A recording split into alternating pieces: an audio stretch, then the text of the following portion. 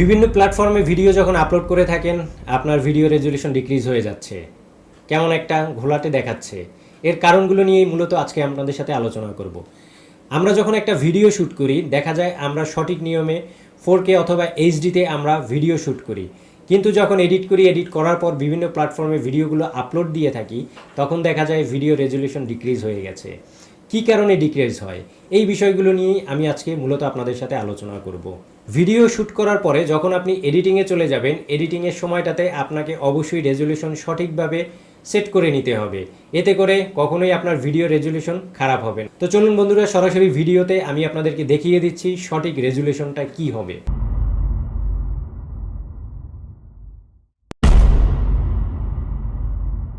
তো চলুন আমি ফিল্মোরা 12 যে রেজুলেশন সেটিংটা আমি আপনাদেরকে দেখিয়ে দিচ্ছি। ফিল্মোরা 12তে কীভাবে আপনারা ভিডিও ইনপুট করবেন শুরুর ভিডিওতে আমি আপনাদেরকে দেখিয়েছি। তো আমরা একটা ভিডিও আমাদের ফিল্মোরা 12তে আমরা ইনপুট করে নিলাম।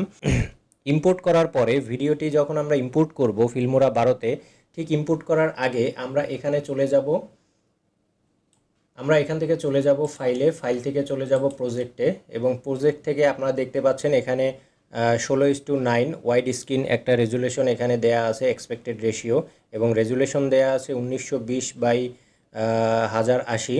তো 1920/1080 চেঞ্জ করে আমরা এক্সপেক্টেড রেশিও যেটা এটাকে লক করে দিব। এখানে আমরা সাইজটা দেব 1440। আপনি দেখতে পাচ্ছেন অটোমেটিক্যালি বাম পাশে 2560 নিয়েছে। আমরা এই এক্সপেক্টেড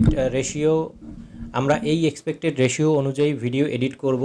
আর আপনি কত এফপিএসে ভিডিওটি শ্যুট করছেন তার উপর ডিপেন্ড করবে। আপনি যদি 25 এফপিএসে ভিডিওটা শ্যুট করেন তাহলে 25 এফপিএস এখানে সিলেক্ট করবেন, আর যদি 29 এফপিএসে 30 এফপিএসে আপনি ভিডিও শ্যুট করেন সেক্ষেত্রে 30 এফপিএস অথবা 50 এফপিএসে শ্যুট করলে সেটা আপনি সিলেক্ট করে নেবেন। যেহেতু আমার ভিডিও আমি 25 এফপিএসে শ্যুট করে থাকি সেহেতু আমি 25 এফপিএস সিলেক্ট করে এটাকে ওকে করে দিব। এরপরে আমি আমার ইনপুটকৃত ভিডিওটি আমি আমার টাইমলাইনে ড্র্যাগ করে নিয়ে আসব।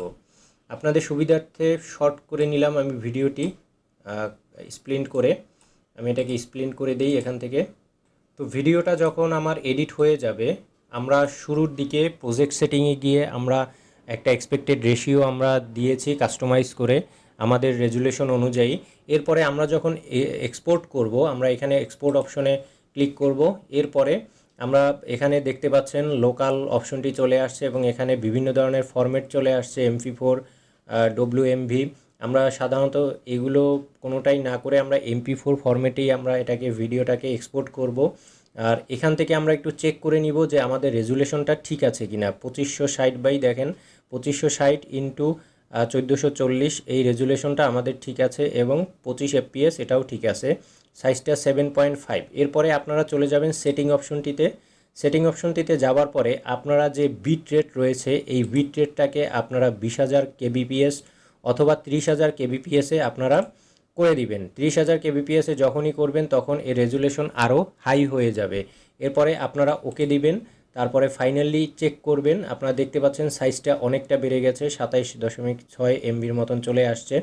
তো এই রেজুলেশনে আপনারা ভিডিও এডিট করার পরে এটাকে আপনারা এক্সপোর্ট করে দিবেন। এক্সপোর্ট করার পরে এই ভিডিও যখন আপনি যে কোনো প্ল্যাটফর্মে আপলোড করবেন তখন এই ভিডিওর কোয়ালিটি অথবা রেজুলেশন কখনোই আপনাদের খারাপ হবে না। তো এভাবে আপনারা ফিল্মোরা 12 থেকে খুব সহজেই এই কাজটি করলে কখনোই আপনাদের ভিডিও ফেটে যাবে না অথবা রেজুলেশন ডিক্রিজ হবে। ফিল্মোরা 12 থেকে সঠিক রেজুলেশনে ভিডিও আপনি এডিট করতে পারলে আপনার ভিডিও রেজুলেশন কখনোই কোনো প্ল্যাটফর্মে আপলোড করার পরে ডিক্রিজ হবে না। দুশ্চিন্তা ছাড়াই যে কোনো প্ল্যাটফর্মে ভিডিওগুলো আপলোড করতে পারবেন, কোনো ধরনের কোনো ভিডিওর কোয়ালিটি ডিক্রিজ হবে না। আপনি যে কোনো প্ল্যাটফর্মে আপলোড করেন না কেন ভিডিও রেজুলেশন কখনোই ডিক্রিজ হবে না। তো বন্ধুরা, এই ছিল আজকের ভিডিওটি কেমন লেগেছে অবশ্যই কমেন্ট সেকশনে জানাবেন। যদি ভালো লেগে থাকে আমার চ্যানেলটি সাবস্ক্রাইব করে বেল আইকনটি ক্লিক করে আমার পাশে থাকবেন। অবশ্যই একটি লাইক দিয়ে দিবেন। যদি আরও কিছু জানার থাকে অবশ্যই আমাকে জানিয়ে দিবেন কমেন্ট সেকশনে। আজকের মতন যে মিউনিক টেক চ্যানেল থেকে আমি জয় বিদায় নিচ্ছি। দেখা হবে পরবর্তী ভিডিওতে। সে পর্যন্ত ভালো থাকুন, সুস্থ থাকুন। Tata, bye bye.